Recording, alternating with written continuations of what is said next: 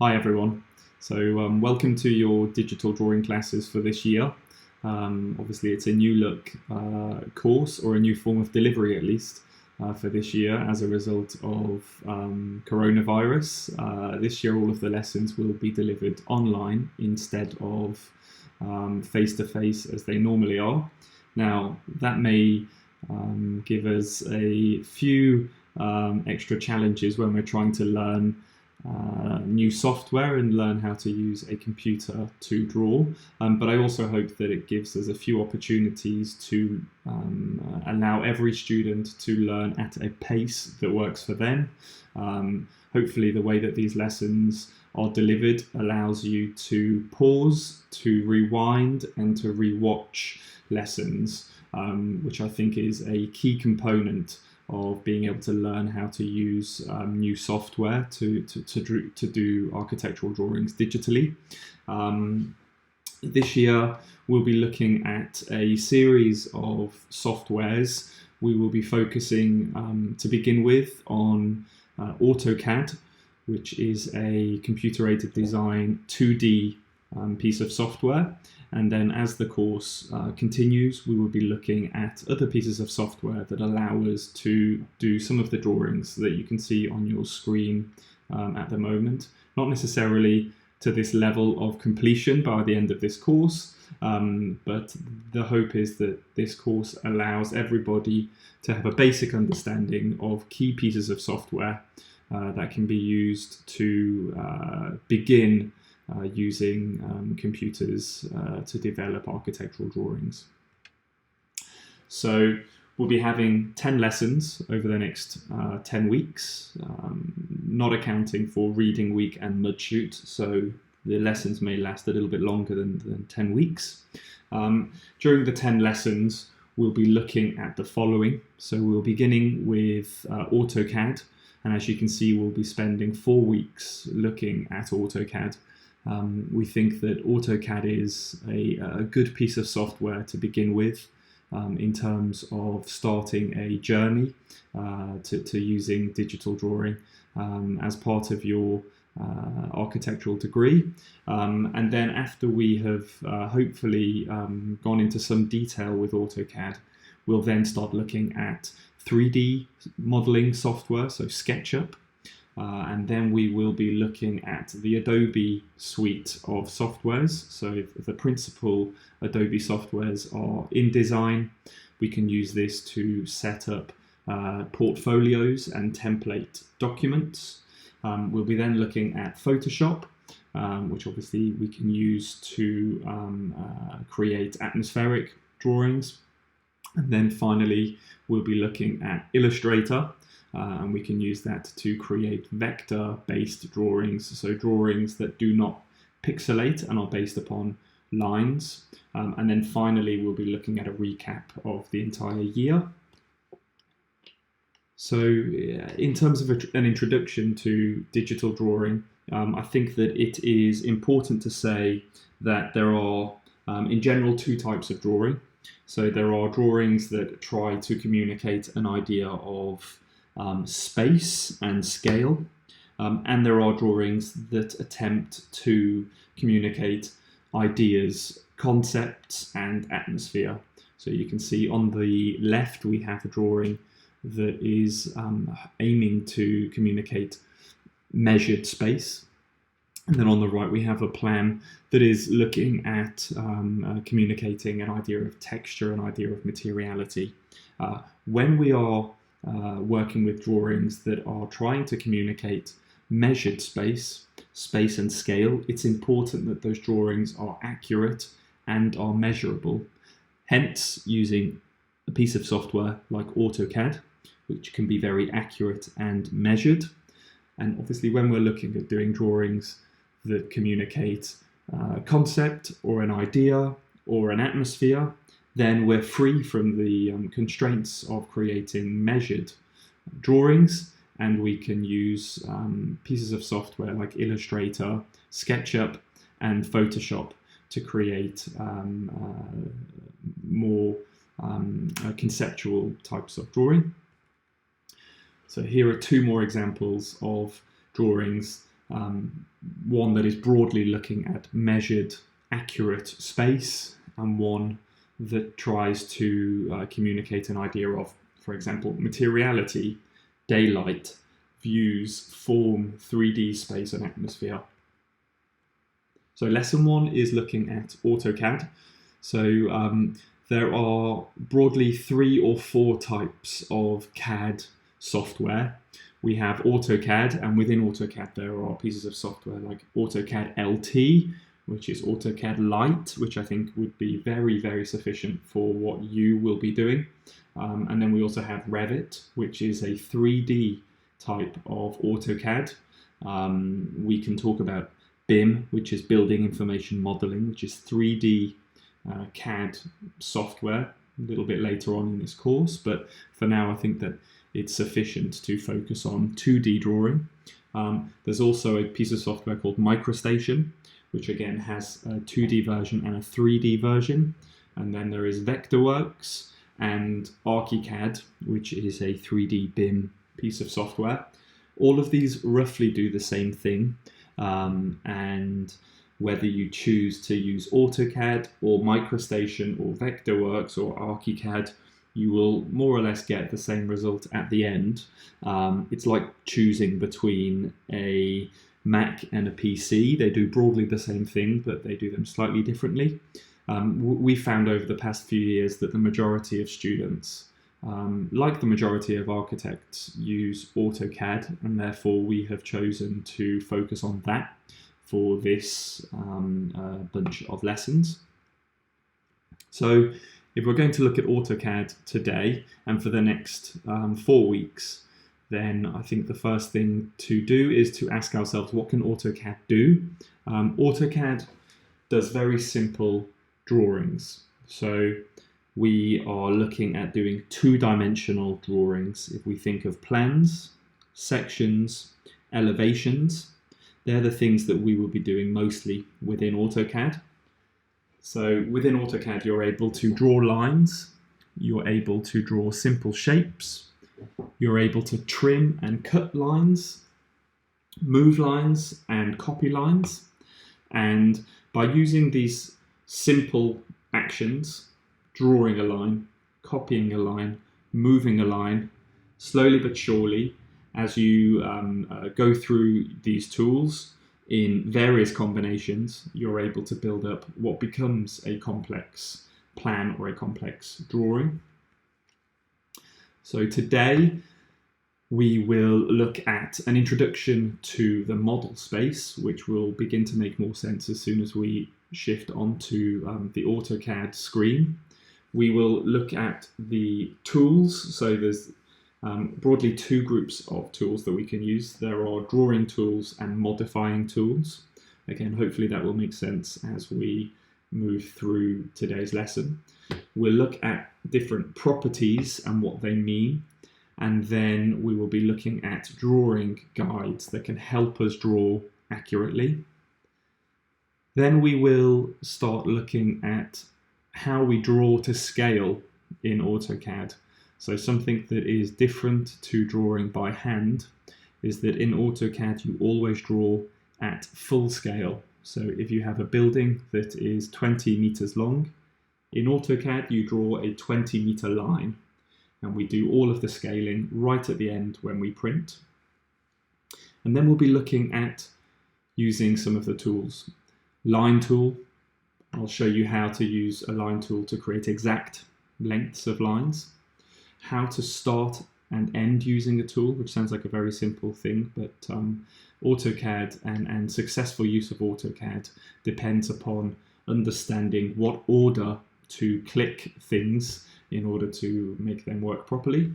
Then we'll be looking at a couple of things that sound quite alien, but are very simple subjects that help us draw well within AutoCAD. So polar tracking, and object snaps. Again, all of this will make sense as we go through, I hope. Polyline, the difference between a line and a polyline. One of the things that you may know about AutoCAD is that instead of clicking on the tools all of the time, like you do with other pieces of software, you're able to type in little shortcuts to be able to make the drawing process quicker. We'll be looking at zooming, so how we can zoom in and out of what we're drawing on the screen. And then we'll be looking at selections. Again, it sounds like a very simple thing, but there are a couple of things that we can learn to make selecting objects easier. And then we'll be looking at the final few principal tools, which are move, copy, mirror, offset, and trim. And then finally we will save our drawing for today, so that we can open it up next week and use it again. So that is everything for this little presentation. What we're going to do now is to open up AutoCAD. So I've already drawn something here to help illustrate what we're going to do today. But what you can do, if you open up your AutoCAD, you can see I have AutoCAD 2017. They're very similar, so it doesn't matter if you have AutoCAD 2015, AutoCAD 2017, 2020, or whether it says LT. They're all going to be very similar, and they'll all be sufficient for today. So the first thing that we can do is start a new drawing, and you do that by clicking on File, New Drawing. And it should, when you click on this, it should give you a number of options. If we just click on ACAD, which is a drawing template, and press open, your screen should look like this. Now it's worth saying that I'm using a MacBook in order to use AutoCAD. So my AutoCAD looks like this, with tools right along this side and with properties on the right. If you're using a PC, then there's a chance that all of your tools may be across the top here. That is all the major differences that there are. All of these little icons, which indicate what tools are, all look very similar. So hopefully there shouldn't be too many differences between the workspaces. So when I say workspace, I'm talking about this entire screen. So this is the workspace that we'll be using for AutoCAD.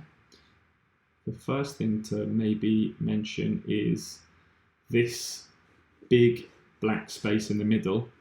This space is technically, if your computer is big enough and powerful enough, this space is infinite. So this space is as big as you need it to be for your building or whatever you're going to draw. If I now have a quick look at some of the principles of the workspace. So here we have all of our tools. So on the left-hand side we have a panel full of tools. If for whatever reason this isn't visible, if you go to the window menu here, you can click Tool Sets, and that makes them disappear because they were already open, and if they're not open, then that should make them appear. And similarly with Properties, with the Properties, which is this here, it tells you what color the line is going to be, what layer it's on, what line type it is. We'll go through all of that later on in the module. If none of this is visible, then you should be able to find the set that you need here within Window. So the first thing that I'm going to do is I'm going to take you through some of the very basic tools. So here we have a group of tools. There are 12 here. These are the drawing tools. So you can see if you hover over them, it tells you what the tool is. This is a line tool, polyline tool. This is drawing a rectangle. This is creating an arc. What else do we have? We have drawing an S, a spline, which is a kind of a squiggly shape as opposed to a line. And then we have things like creating a single point or a construction line. So Here you should see all of your draw tools. As well as draw tools, we have modifying tools. So I mentioned right at the introduction of this lesson that the way that we create more complex drawings within AutoCAD is that we create something quite simple like a line, and then we may copy it over in order to create a wall.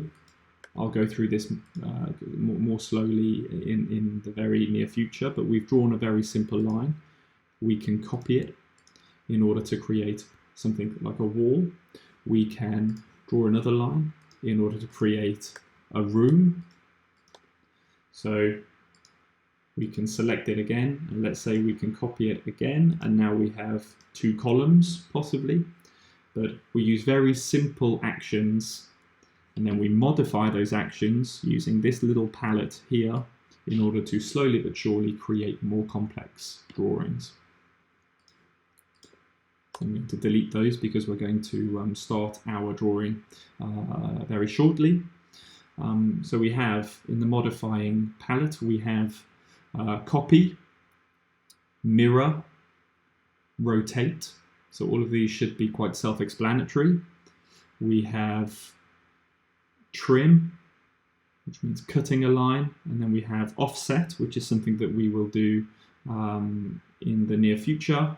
And then we have more complex tools like array and stretch and scale. So we will use all of these in this week and next week's lessons. So that's the tool menu here. You can see I've got lots of other tools, but it's worth saying that on a daily basis, as a practicing architect, I think I probably use maybe 3 of these tools, which is polyline, rectangle, maybe arc, and then I use copy, mirror, rotate, fillet, offset, stretch, and scale. So I probably use 10 of these tools on a daily basis, and all of the others are slightly more niche and barely get used for an architectural drawing. So even though there are lots here that may look quite complicated, as soon as we learn the first 5, 6, 7, or 8 of them, we should be able to create complex drawings. And then the last thing to look at in terms of tools and properties is this panel here. So this will begin to make more sense with lesson 3 and 4, but just in terms of letting you have a broad understanding of how the workspace works at the moment.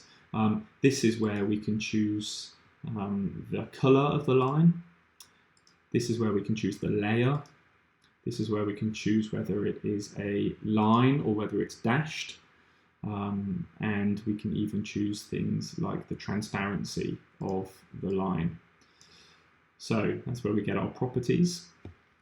And then if we go right down to this bottom right-hand corner, there are lots of little tabs. And again, like with everything else, there are lots of tabs, but there are 2 or 3 that are most useful. We have something here called polar tracking, which is very useful. We have something here that allows us to see what information we're inputting on a line when we do it. And then we have snaps, so object snaps. When we're drawing something and we want it to be very accurate, the benefit of using AutoCAD is that we know that something is going to be accurate. And obviously, as architects, we want to be able to do drawings that can be passed over to builders, and builders can have confidence in the information to build it accurately. So one of the benefits of using AutoCAD is that we can ask our lines to snap and attach to other lines, so that we know that an object is properly drawn. And then if we have a look at this workspace again, the last thing that's worth repeating is that we draw our buildings, we do our drawings at 1:1, which means that if I want to draw the room I'm in, and I'm in a room that's 3 meters by 3 meters, then within this space, we draw lines that are 3 meters long by 3 meters. And we do all of the scaling later on when we want to print. Okay, so I think that's a good enough introduction to the workspace as a whole. What we're going to do now is we're going to look at some simple tools, and we're going to talk about how to use them. Again, I think that I said previously that one of the ways that you can successfully use AutoCAD is to know when to click and when to hit enter. That will all begin to make sense, but don't feel embarrassed about repeating and pausing and rewinding and playing this part again to get the order of the clicks correct in order to use the tools properly. So the first thing that we're going to use is the line tool, which is up here in my top left hand corner. If we click on it, you can see that the tool is now active, and if we look just below the crosshair, AutoCAD is really good in that it gives you the instructions, so it tells you how to use every single tool. So here it says specify the first point, and we do that by clicking. So we've already clicked our tool, we've come into the workspace, which is where we're going to start drawing, and to begin drawing we just click. And now you can see if I move my mouse to the right, the line has started to move to the right. If I move my mouse to the left, the line has started to move to the left, again with up and down. So you specify your first point, and then you can see that as I make this line shorter, the number in the box gets smaller, and as I make it longer, the number in the box gets bigger. That's because that is the length of the line in millimeters. So at the moment, this line is 25 and a bit millimeters. So that's 2.5 centimeters in real life. Before you have made any other clicks, so all we've done is first click to create the line. If you push the line in the direction you want it to go, so I want my line to be in this direction, and let go of the mouse. If you now go to your keyboard and type in a length, so let's say I want my line to be 2 meters, I can type in 2, 0, 0, 0. Remember, this is in millimeters, so that's 2000 millimeters. And then if I press enter and zoom out, quite a long way, that is a 2 meter line that I've just drawn. Now you can see as I've carried on, the line tool is still active. If I want to draw another line, I can. And I can just carry on drawing. If I want to stop at any point, I just hit enter. And that stops me using the tool. So I have a 2 meter line, and then I have lots of other lines that I've just created. And you can see by hovering this selector, this crosshair over the line that I've drawn, it goes brighter in order to show that it is under the crosshair. And then if I click my mouse, that's how I select that line. You can see because I've used the line tool, each of these lines is selectable separately. Now, at the moment, that doesn't really matter, that doesn't make any difference, but as we begin to draw more complex things, that will begin to be something that's important. So in order to delete things, you can go all the way down to the modify tool here. There's a little eraser, so you can click the eraser tool and it will delete things. Press enter when you've finished, and they've all been deleted. The alternative, I'll just go onto the line tool again, so click line, and then come into the workspace. First click to start the line, second click to finish the line, and then when I've finished using the tool, I hit enter, and that means the tool has stopped being active. Instead of pressing erase over here, I can also just click the line and press delete, and that will get rid of the line as well.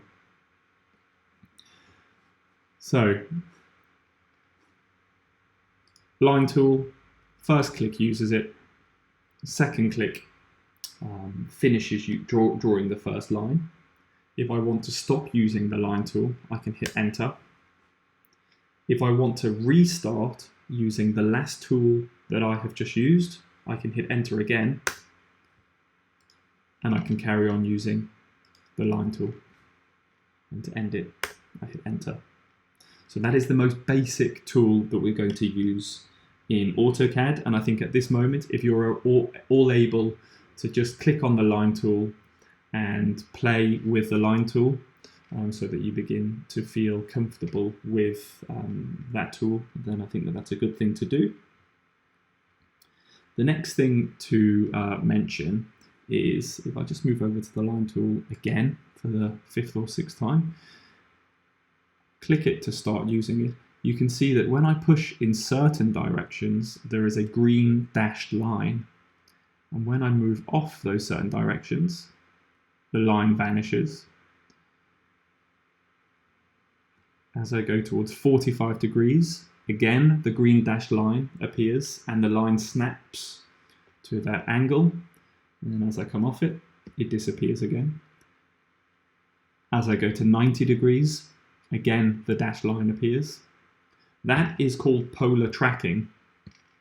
I'm just going to press escape to stop using this tool here. I pressed escape because I hadn't drawn a line. I'd started using the tool, but I didn't want to do anything with it, so I pressed escape. Now, polar tracking is down in this right-hand corner. In order to make sure that it's turned on, you click this little symbol. You can see that if I turn it off and I try and draw, suddenly there are no snaps. There are no green dashed lines, which isn't very helpful when you're trying to draw a building that has very straight defined lines. So again, I'm going to press escape. If I click on this little symbol again, I turn on polar tracking, which means that now when I try and draw a line, very helpfully, it tells me when my lines are at perfect vertical, horizontal, and 45 degrees. Escape. If I right click on this little polar tracking symbol, you can see that I have it enabled, first of all, and I've chosen what angles polar tracking works at. So what angles those green dashed lines will be visible. So you can see if I turn it to 10 degrees and try and draw a line again, every 10 degrees this line will appear. Now, I find that a little bit too frequent for me, and I don't know whether this says anything about my architectural style, but I tend to find that 90 degrees, 45 degrees, and 0 is all I need. So if I press escape again to stop using the line tool, I come over to my polar tracking and right click. I can choose 45 instead of 10. And that means that now my polar tracking will be working every 45 degrees. The other thing that's really helpful is object snap. So you can see here, if I try and draw a line, now that I have these two lines visible, if I try and draw another line and I hover near this line,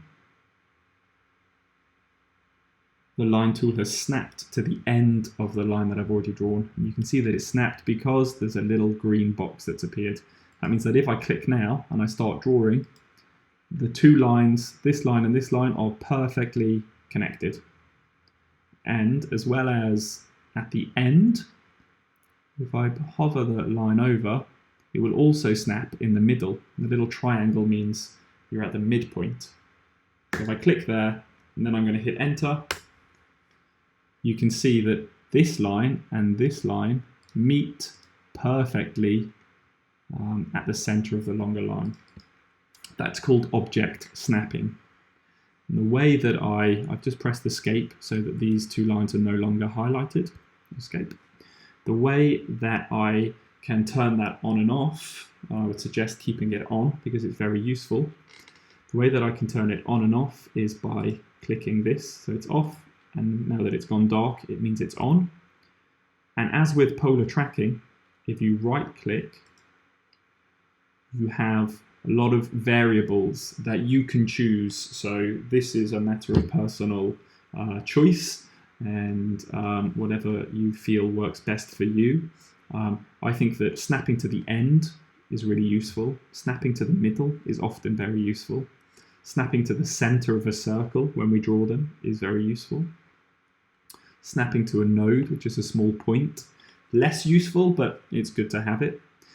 Snapping at an intersection, so when two lines cross over, sometimes in a building, when we're drawing a building, that crossover is significant. I would say it's always significant because it's when either two walls come together or two different materials come together. So snapping at an intersection I find very useful. And also snapping perpendicular. So if we're drawing an angle and we want to know where one line would hit another, snapping at perpendicular is also very useful. Sometimes snapping at nearest can be useful as well. So maybe play around with these. You can click them on and off and see how the snaps work and feel for you. So that is the line tool up here. And then we've also looked at polar tracking and how that can help us draw accurately, and also the snaps and how they can help us draw accurately. The next thing to think about is the next basic tool, which is next to the line, and that's polyline here. So if we click on it, it works exactly the same way as a line would in terms of starting the process. Click on the tool, come into the workspace, specify the start point as the command is asking us to do, click, and then you're able to draw a shape, whatever shape you want. And if we hover towards the end, you'll see it snaps. And as soon as I want to stop using the tool, I can hit enter, and I've stopped using my polyline tool. Now, on the face of it, there aren't big differences between the line tool, which is here, and the polyline tool. But if we hover over these lines, which have been drawn with the line tool, you can see that they're all separate. They're all different lines, and they're highlighted separately. So if I want to select this line, only that line is selected. And if I want to select all of these lines here, I have to go through and click each one of them individually. So as you can imagine, when your drawing starts to get quite complicated, that's quite a lot of work. I'm going to press escape, but you can see with the polyline tool, all of the lines have stayed joined together, which can be really helpful when you're drawing walls, when you're drawing buildings, and you may want to, for example, move them, or to copy something, or rotate something. Instead of having to select everything one by one, we can select everything that's been drawn with a polyline at the same time. So I would say that on a day-to-day basis, doing the drawings that I do as an architect, I never use line tool. I always use polyline tool.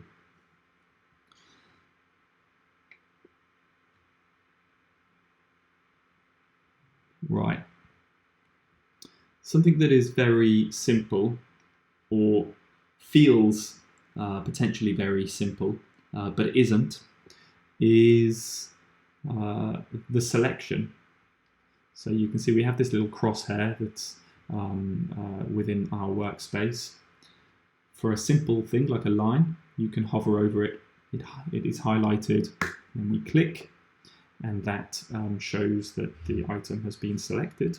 I'm going to press escape to deselect. Another way of thinking about selection is by clicking the arrow anywhere in the workspace, and you can see that you have a box selection. So you can see it's blue when we go from left to right, and when we go from right to left, it turns into green. So it's blue from left to right, and it's green from right to left. Now there's a big difference here, and it's worth knowing as we start on this journey rather than later on. When a box is blue, so when it's left to right, watch what happens with the lines and the shapes. You have to go all the way over a line or a shape, so the entire line or shape has to be within the blue box in order for it to be highlighted and selected. So again, we can see the whole thing needs to be within the blue box in order for it to be selected. And as you can see, the strange shape that we drew with the polyline, not all of it is within the box, and therefore it's not been selected. So if I click now, we've selected everything that was completely within the blue box. Now if we escape and we go click and then we go right to left, anything that touches the green box, so anything that touches a right to left selection, gets selected. You can see here, as soon as this line is touching the green one, it gets selected. As soon as these lines are touching the green one, they get selected. So it's good to know the difference between these two. And this rule tends to happen, or tends to exist for every piece of software. So if you select something from left to right, you have to cover the entire thing before it gets selected. And if you go from right to left, as soon as you touch it, it becomes a selected object, which you can then copy, move, mirror, delete. Okay, so I am going to now talk briefly about zooming. So it's something that I've been doing lots without talking about. It's because it's relatively intuitive. The zooming is controlled by the scroll wheel on your mouse, or if you have an Apple Magic Mouse, then it's just the center of the mouse. And you can zoom by just scrolling in and out on your mouse. And if I want to zoom out, the zoom happens from wherever your mouse is pointed. So if I want to zoom into the corner of this triangle, I put my mouse over the corner of this triangle, zoom in, and it's going to take me towards the point that I want. And the same works with zooming out. So I zoom out from the point where my mouse is. So look, if I point my mouse over in this corner and zoom out, it goes that way. If I put my mouse over in this corner and zoom out, it will go that way. So it's a relatively intuitive thing. And all you have to remember is that you have to point the mouse where you want to go and then zoom in or zoom out. There is also a shortcut that we can use in order to zoom. So we'll look at shortcuts next. If we hover over all of these tools, you can see that you see the name of the tool, and then it also says command line. So the command is the shortcut. So you can just type line and then on your keyboard and press enter, and the line tool will appear. You can also use a shortcut, which is L. So if we just type L and then enter, the line tool has appeared. I'm going to press enter again to stop using it. If we want to draw a polyline, then the shortcut is PL. So I've just typed PL into the keyboard and then I press enter, and now the polyline tool has been started. Hit enter. As a good shortcut for zooming is to be able to type in Z, and then that's zoom. So Z, enter, and then E, enter, and that zooms to the extent of what you have drawn. So that's a good shortcut when it comes to zooming. In terms of shortcuts, you will tend to not necessarily remember them right at the beginning of this course, but as you carry on drawing, the shortcuts will become more and more embedded within your brain, and you'll start to use them a little bit more, I suspect. So we've looked at line and polyline. So they're the only two drawing tools that we're going to look at today. What we're going to look at next are some modifying tools. So you can see we've drawn something, and then the next part of the AutoCAD setup is that we modify things. So today we're going to look at the principal modifying tools, which are Move, which is here, and then we're going to look at Move, Copy, Mirror, Offset, and Trim. And then we will save what we have done today. So the first thing is to say that when you want to modify something, the first thing that you have to do is you have to tell AutoCAD what thing you want to modify. So if you want to move something, you first have to tell AutoCAD what you want to move, and you do that by selecting it. So I want to move this line. So the first thing that I do is I select the line, and then I go over to this toolbar, or I can type in the shortcut, which for move is M, enter, and now I can move by clicking. I can move it, and you can see the polar snaps, the polar tracking still works, which is very helpful when trying to move something. And then in order to stop moving, click the mouse again, and we've moved an object. You can do that with a line, or you can do that with a polyline. So you can imagine if this is a piece of furniture in a plan and I want to move it, I go over, I select the object. So I've told AutoCAD what I want to move, and then I can go over and I can press move, I can press copy. Here we go. If I click copy, it's telling me to specify the base point, so that's where I want to start from. And then I can copy. I can do that as many times as I want. And in order to stop using that tool, remember you press enter. I'm now going to select using the right to left selection. You can see why it's useful to be able to use that tool. Click and delete. So we've looked at moving an object and we've looked at copying. So the shortcut for copy is CO, hit enter.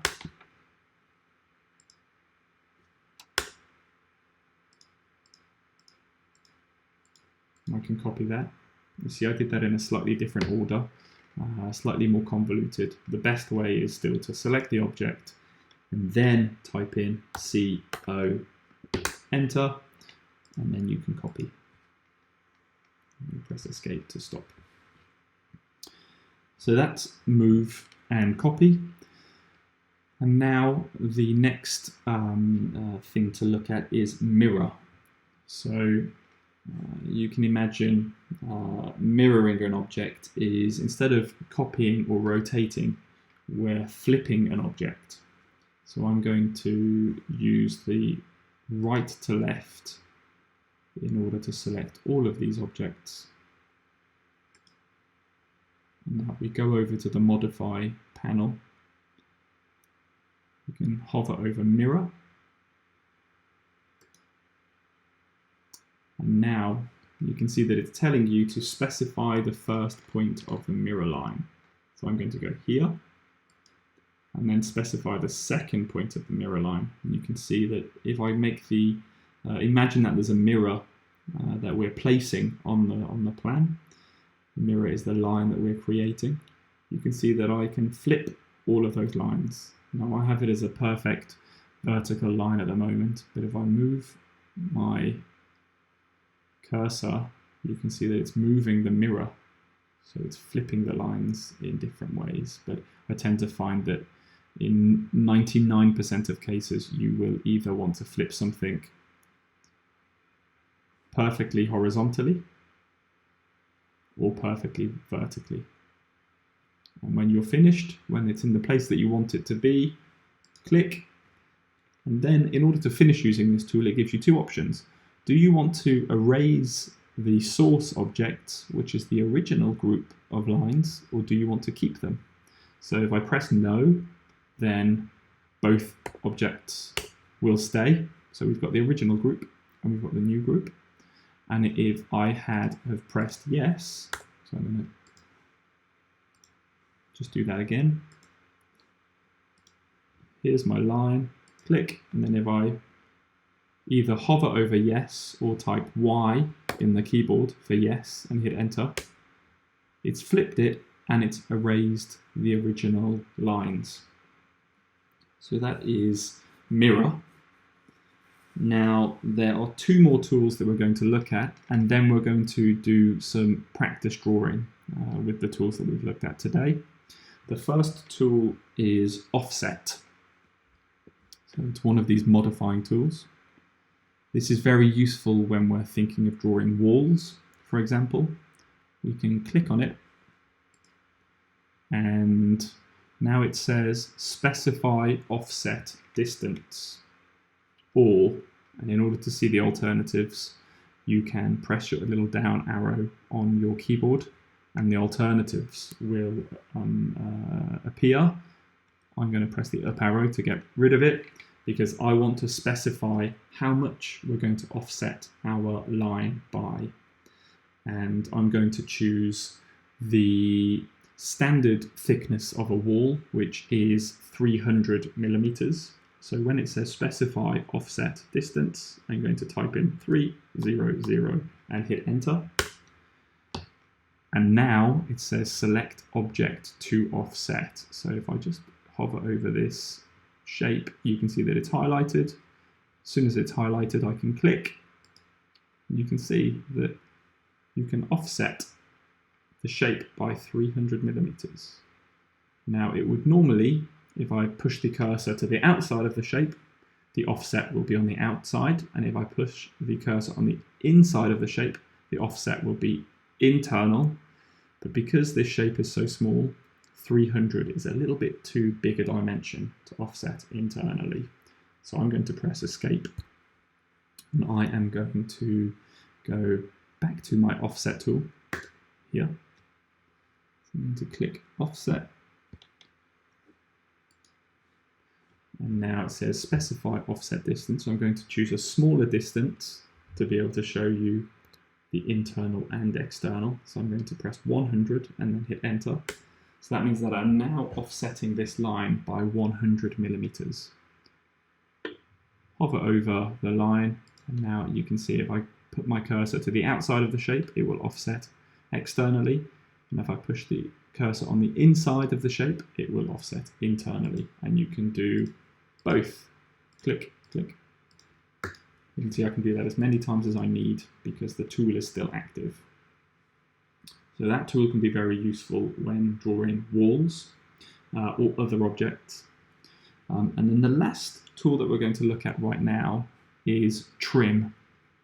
And you can find trim here in the modify palette, or you can type in TR and hit enter, and that will create the trim. So I'm going to first draw some lines or find some lines that have a crossover in order for us to trim. I'm going to draw some lines here. So I zoomed in by using my scroll, and then I'm going to press PL in order to start drawing a line. Enter. I'm going to draw one line over here. Enter, because I've finished drawing my line. And in order to restart using the last tool that I used, I'm going to hit enter again and draw another line. Okay, so I'm going to imagine that this is a wall, this is a window or a doorway. So I want to delete this bit of the line, this bit of the line, this bit, and these two bits under here. The way that I do that is by using the trim tool. So the first thing that I would do is click over here. There are a few ways of doing it, but if we click on trim, it says select objects. So that means select the things that you want to trim. And when you finish selecting the things that you want to trim, hit enter. And now it says select object to trim. So you can see that I can now start selecting the things that I want to trim. And when I've finished trimming, hit enter. And I hope you can start to see how the simple actions that we have started using can begin to develop into something that is a plan. So we've looked at the draw tools up here. We've looked at the modify tools down here. We've had a brief look at properties, but we will look at that in more detail on another lesson. We've looked at polar tracking down in this corner. And then we've looked specifically at using the line tool and the polyline tool. Then we've looked at some shortcuts, how they're used, the difference between different types of selecting. So the blue selection, which is left to right, and then the green selection, which is right to left. And then we've looked at modifying tools, which is move, copy, mirror, offset, and trim. Okay, so we're going to try and use everything that we've gone through today next week in order to draw something that looks a little bit like this. So this is obviously a very simple plan, and we're going to try and use the line tool, the polyline tool, mirror, copy, trim, move, in order to draw a simple plan and this pond or lake next to it. So we will do all of this next week and hopefully put all of the tools that we've learned today into good use.